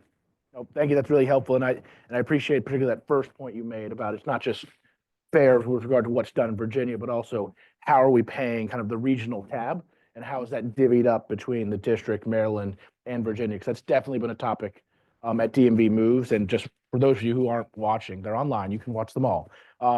There's some differing opinions there depending on where people sit. And again, I think you raised a really great point there, Mr. Chairman. So my last question before we open it up to the audience is, if you were emperor for a day in Virginia, so this is a blue sky question here, and unfortunately, Mr. Chairman, you're still going last, and you could really just do one thing for transit in this area or the state, and really, like, I'm asking a question, you can change my question because you're emperor, right? So you do whatever you want.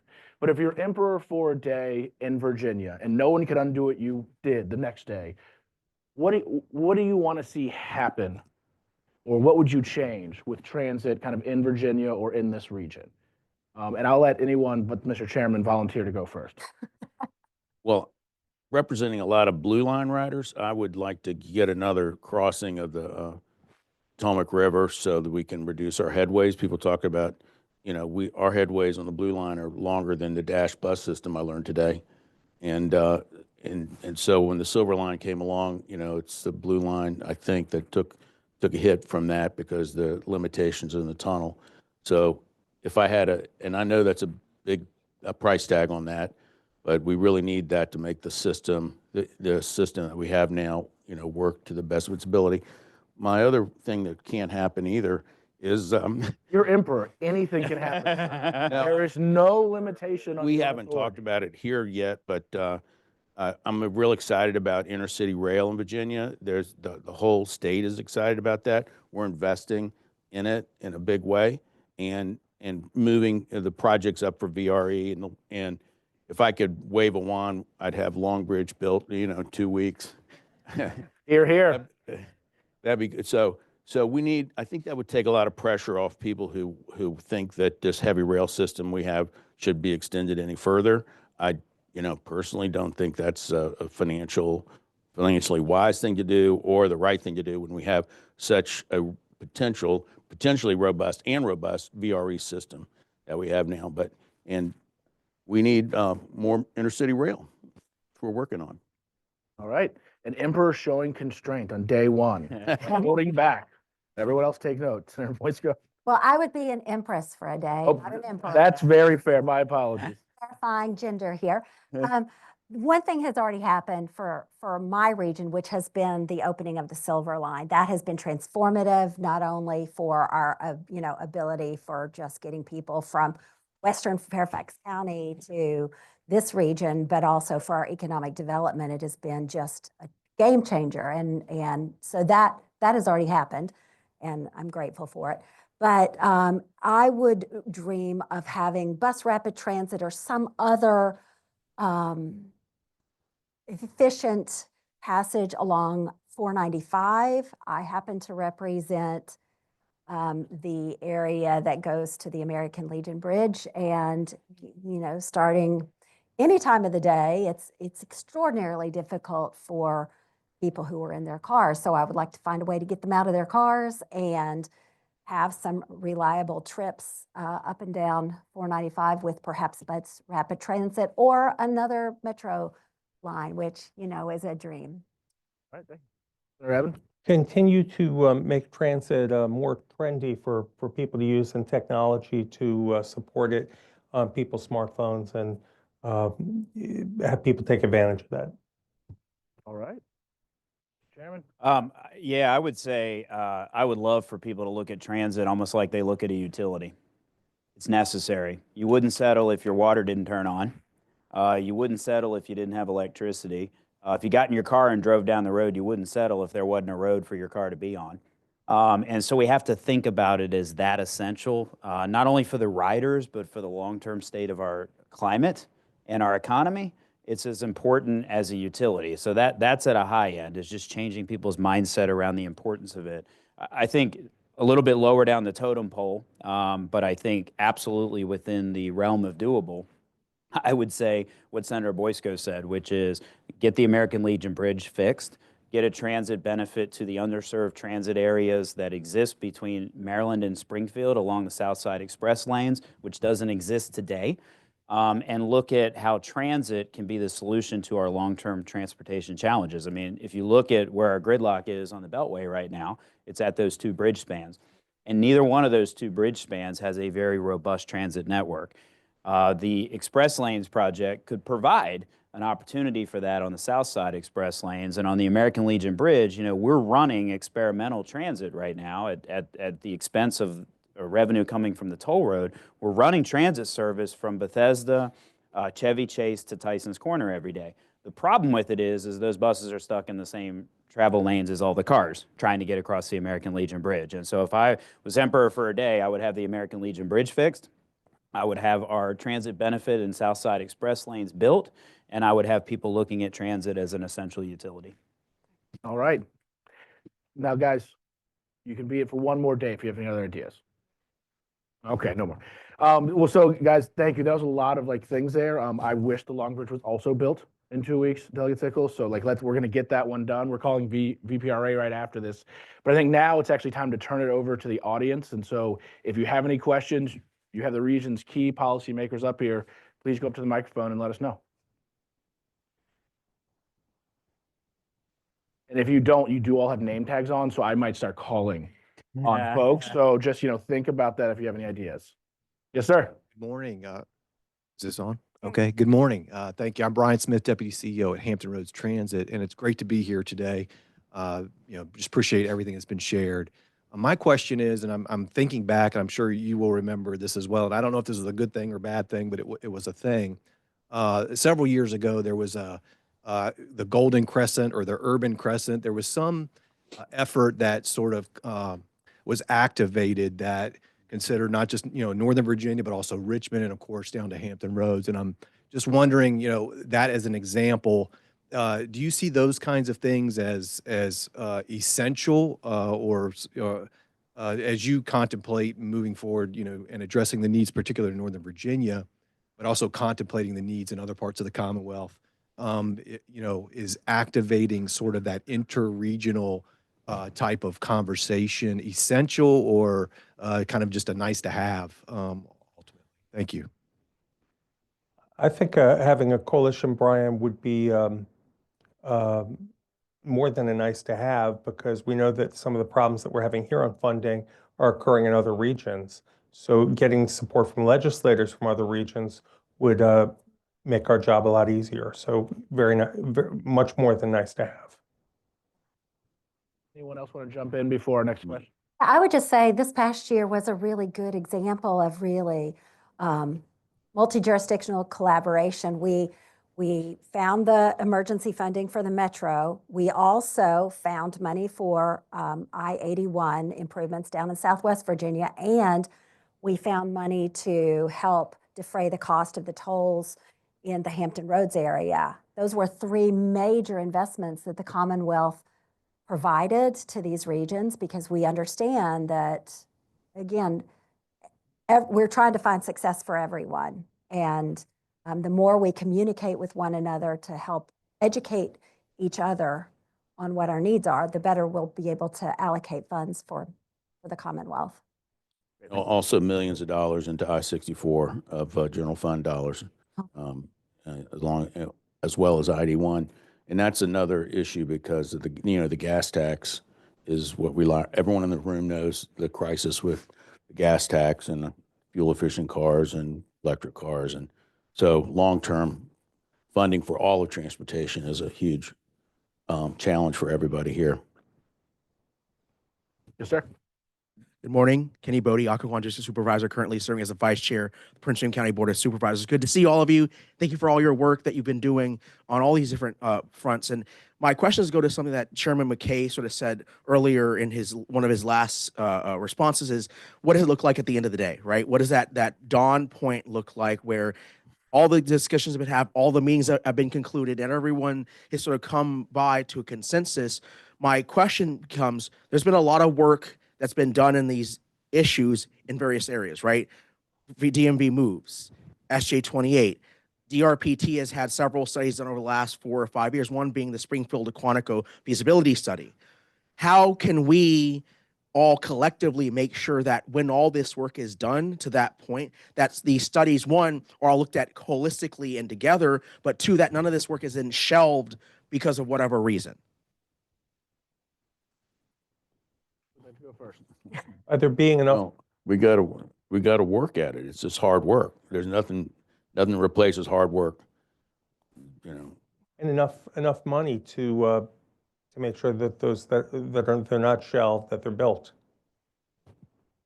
I think at the end of the day, if we don't approve a dedicated funding source, we've missed a crisis, and this region will be talking about the same thing we've talked about all these decades before. And so, as I said before, I mean, Metro has been studied to death.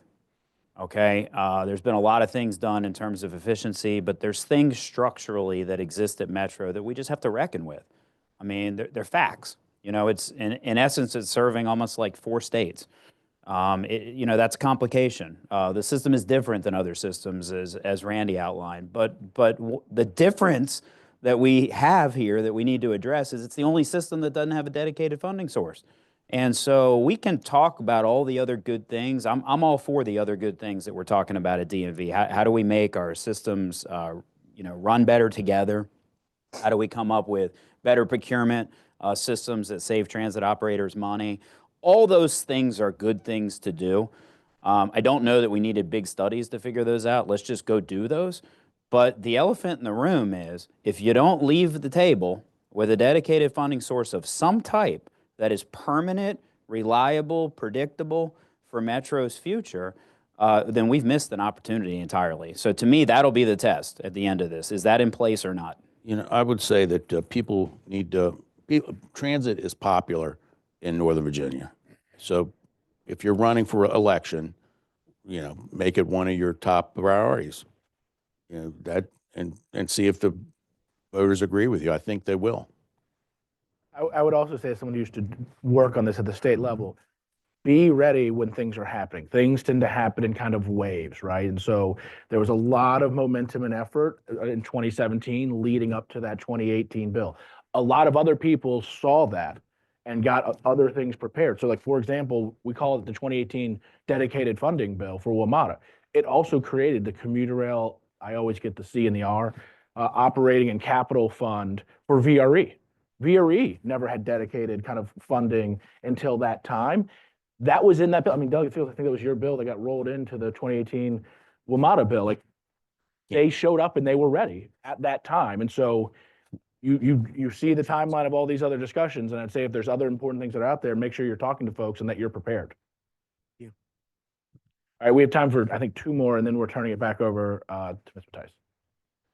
Mr. Whitfield, how are you, sir? Nick, good to see you. Is this working yet? It is working now. We can hear you. I've been going to transportation land use meetings for 40 know. years. We will stipulate that, sir. We all agree. So the good news is this morning I took the Metro in. Is Randy Clark still here? I took the Metro for the first time in 2 years, and the elevators worked. And the challenge, most transit planners talk about the last mile, but I promise you it's the last quarter mile when you're in a wheelchair. And so, but one of the challenges we face living in the suburbs is that last mile or 2 to get to wherever the bus or the rail is. And so I don't know if Walter's still here, but I've proposed in the past that they'll create a microtransit system to supplement in the Dulles corridor. And so in Reston, we've had what's called RIBS. But I mean, I lived in Reston for 25 years before my present circumstance. But what I guess I'm saying is we've got to find what is most economically viable. And the problem with some of these large, heavy rail projects is they're not economically viable. I got called by a Washington Post reporter yesterday, and he was asking me about the least traveled station in the Metro rail system. And I talked to him for 20 minutes, half an hour, and after I got off the phone, I realized he was talking about Loudon Gateway, not the Ashburn terminus.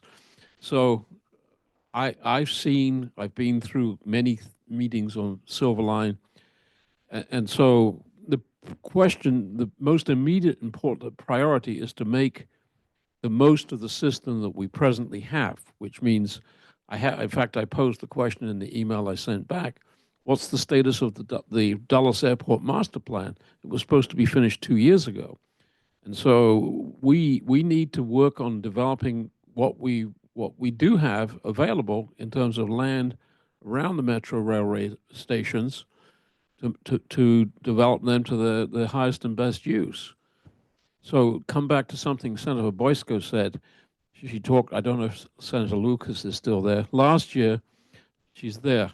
She may remember I came after a finance committee meeting and I said, you want 500 million in toll reductions for the Portsmouth Midtown Tunnel? I said, I want 1.5 billion in reductions for tolls for senior and disabled people. Actually, no, it was low income. Sorry, I got that wrong. Low income and moderate income people in Northern Virginia. In other words, if it's good for Portsmouth, Norfolk, we should have the same thing. Practically speaking, there are a couple of things that need to be done at the General Assembly level. Number one is, Rob, really quick before you get, so as Nick well knows, when he walked with me to the General Assembly, it was March 2020, just before COVID-19, might have been February. Yeah, we also shared a ride from here out to NVTA. What I wanted you to get to is, can you get to the question for the panels? Because we have question to wrap is, up here soon. Right now, only highway projects valued at 100 million or more are subject to an annual financial plan review. And to be very honest, the Silver Line, the questions this reporter was asking me yesterday, going back 25 years, there was a failure for proper oversight of the planning of the Silver Line. And so it is my concern for the Virginia Railway, VPRA, what kind of oversight could be instituted from the Commonwealth to take care of the rail to Richmond, whatever you call it, I've forgotten the name of the project now. Transforming rail in Virginia. Okay. But the question was, what oversight should the state have for transforming rail in Virginia? I'll start maybe, perhaps, as someone who was intimately involved in that, as you know, Mr. Whitfield, I know I called you Rob earlier. So, the state has gone on a very deliberate path with regard to that rail project. So we created the Virginia Passenger Rail Authority in that 2020 legislation, which I think we were actually talking about in the hallway in March of 2020. That board of directors, importantly, has staggered terms and is independent and cannot be removed at will by the governor. That was an intentional decision to insulate that authority from political pressures, but to also make sure that they held the authority and its staff accountable for their decisions and that they could bring up uncomfortable topics as necessary and not be subject to being removed by the governor. Some of you may remember in the past, our transportation board members on the Commonwealth Transportation Board and other places served at will. And we do have a history of members being removed after, quote, voting the wrong way by the governor from one meeting to the next. And so this authority has been set up in a way to try and ensure that there's greater transparency, accountability, and independence so that those types of issues can be raised at the forefront of any project without risk as a board member of essentially being removed by the governor for bringing up things that maybe they didn't want to discuss. And so we've tried to really set up the authority that way. I would also say the authority is working with FRA. They received a $729 million grant from the Federal State Partnership Grant Program, which is a part of the IIJA, or Infrastructure Investment and Jobs Act. Sorry, I couldn't remember what the I stood for at first. And as assure you, as someone who's negotiated with FRA in the past, there are a host of accountability and other provisions that those folks ask for as a part of a grant agreement, including reporting and other things. There's also other investors in that initiative, like Amtrak, who also have a whole host of reporting and other requirements, because Amtrak is investing $944 million in that project. And I assure you, they don't want VPRA to miss the budget or to miss the delivery on that kind of project. So there's a number of different ways that there's oversight and accountability, built into the way that project is set up. At the same time, though, just with any large infrastructure project, it's all of our jobs to look at the board presentations, to watch the project, to see what's happening with those budgets, and to make sure that things are going as they should as they move forward. I want to just pivot a little bit to what Mr. Whitfield said earlier about regional transportation. In Northern Virginia, our local governments do an excellent job of bringing local members of the community in as they are making plans for transit and walkability, bike, and access to our metro stations. I was fortunate enough to be a staffer in Fairfax County when we were planning the Silver Line, and we spent years with big coalitions of community members from people in the neighborhood, the HOAs, the local businesses and nonprofits, coming together to help say, what are the priorities that we want in this access for our metro stations, and then making that happen. And so there is accountability with members of the community, there is accountability with your elected officials, and there is accountability with the people who are governing the systems. And I think we've got a really good process in Northern Virginia specifically, because that's the one that I know the best. And I think to Senator Boysko's point, Mr. Whitfield also talked about the last mile. Well, the last mile is a lot easier if you live in an environment that was built towards transit. Yeah. And that's why it's important to have affordable housing in these transit areas as well. And Rob has become an advocate for affordable housing, which is great. But I got to say, at the end of the day here, what Rob said about the Silver Line is just factually not true. It is a national embarrassment that we did not have a robust transit system feeding the international airport of the nation's capital, the most powerful city in the world. Not only does the Silver Line do that, but take a look at the cranes along the Silver Line. It is where the economic development in Northern Virginia is happening right now. It is where the offices have repopulated. It is where people want to live. It is where the growth is. And so this idea somehow that the Silver Line was a mistake, I just want to say from Fairfax County's standpoint, that is absolutely factually and statistically untrue. I also said earlier how pro-bus I was and how bus needs to be an important part of the network, but you can't solve the last mile challenges, Rob, without a robust transit system that serves transit-oriented development and follows the investments made in that infrastructure. And the further you are from that station, the harder that last mile is to accomplish, which is why our local bus systems are so darn important, and why when we talk about metro funding, instead let's talk about transit funding, because you won't solve that last mile. Metro can't solve that last mile. It's going to take the jurisdictions to be able to do that, to have the funding to do it, and to have the robust, comprehensive land use plans to support it, to support the ridership that's necessary for it. I mean, those are just the facts of life that we have to deal with, and none of those are free. And all of those take political courage to be able to do. Very good. Stuart, you have our last question, and we're running a little bit over, so I'd ask you to be as concise if you could. Thank you. Stuart Schwartz, Coalition for Smarter Growth. I'm stunned and so pleased. This has been the best endorsement of what we've worked on for years, and you all have worked on for years, in terms of a network of transit-oriented communities, the benefits of transit, the importance of transit, not just for Northern Virginia, but for the Commonwealth, and hopefully we can replicate all these examples in the Fredericksburg region, the Richmond region, the Hampton Roads region as well.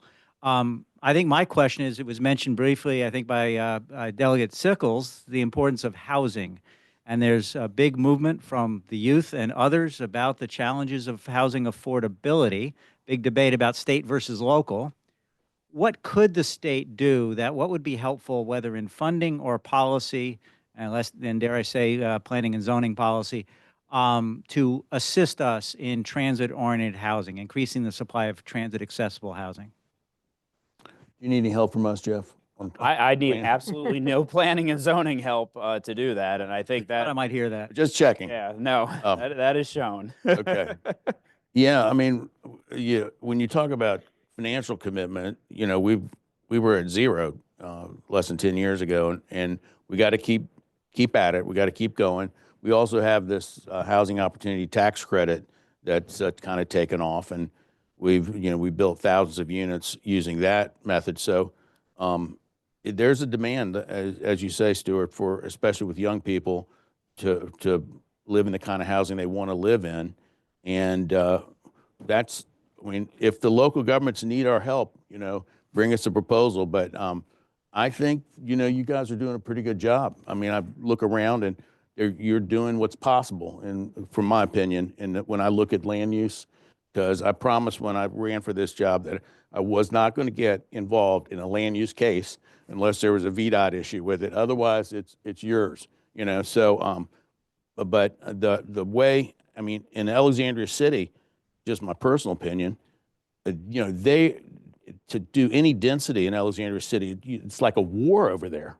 And if I had any criticism of Alexandria City, it's not dense enough, if I were to say it. But I don't criticize. They can do what they want to do. But they probably haven't made as much use of density as they probably could have in that little city. So anyway. I think, I think the answer, Stuart, is, I mean, obviously there are differences jurisdiction to jurisdiction how they address affordable housing. And I think the local autonomy necessary to do that is important.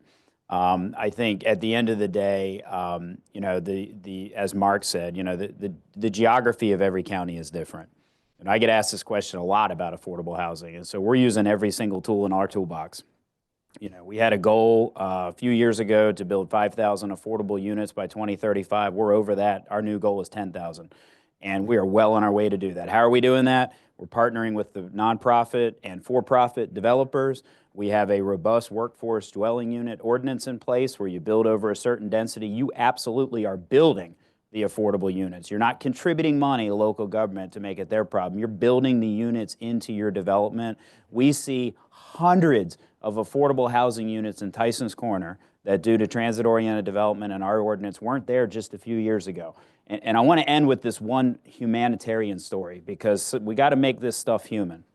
I had a lady come up to me at the Tyson's Partnership and say, I just want you to know that I am living the vision that you had. And this goes back to the Silver Line issue, living the vision you had. I lived way out in the exurbs. I won't name the county that this person lived in. And she was barely affording to live there.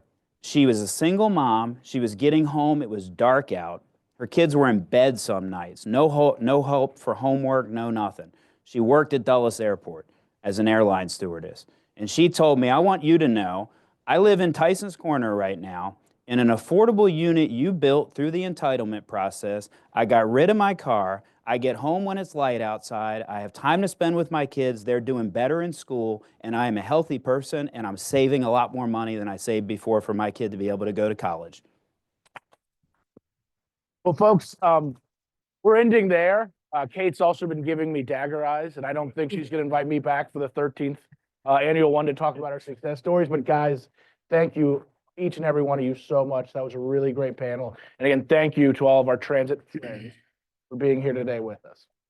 Thank you. All right. So don't go far, panel. You can go down, but we are going to get a picture at the very end. So we are so close. We've got a couple wonderful closing remarks and a little bit of celebration at the end. You're welcome to stay up here if you'd like, or you can go back down, but don't go too far. What I'd like to do is invite NVTC's chairs, Matt DiFerranti, to come up here. And I also, while he's walking up here, if I can see how I can make this work with this lovely computer here,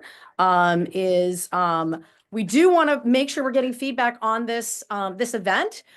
So please take our survey as you walk out the door. You'll also get it emailed a little bit later, but we want to hear, make sure that we're doing the right thing. So then a year and two, when we come back, we're reflecting your comments. So Chair DiFerranti, please come up.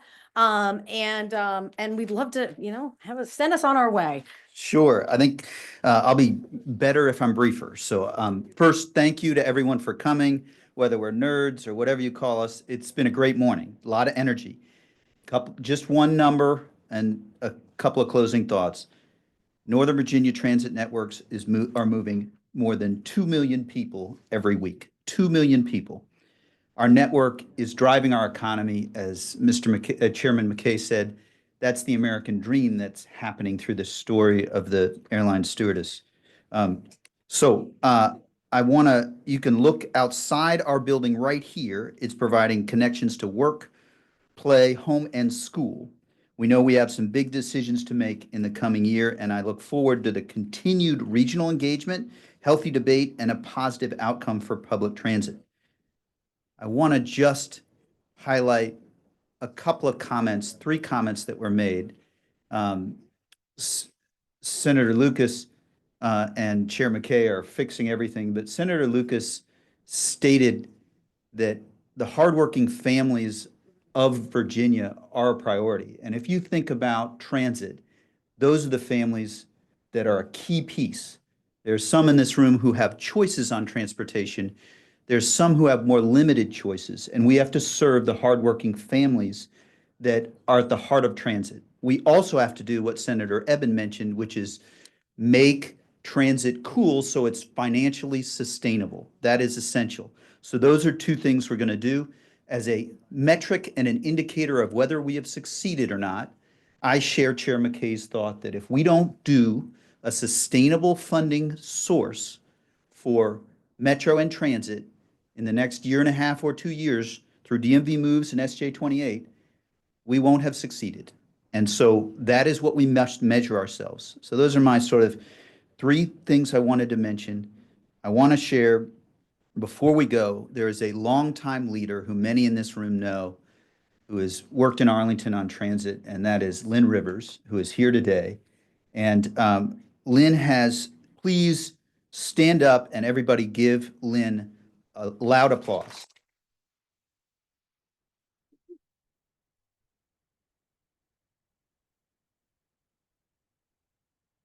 21 years with Arlington Transit, a total of 37 years in the public transit industry.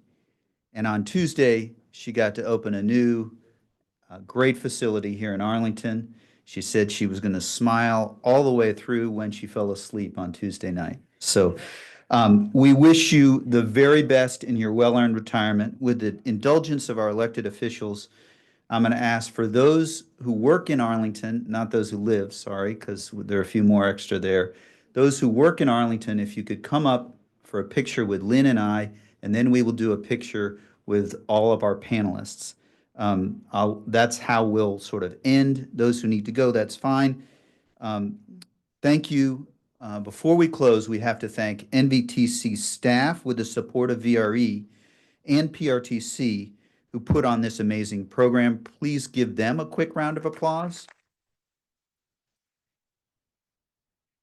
And with that, we have 2 pictures. I won't make it awkward. Thank you very much. Have a great Friday and weekend.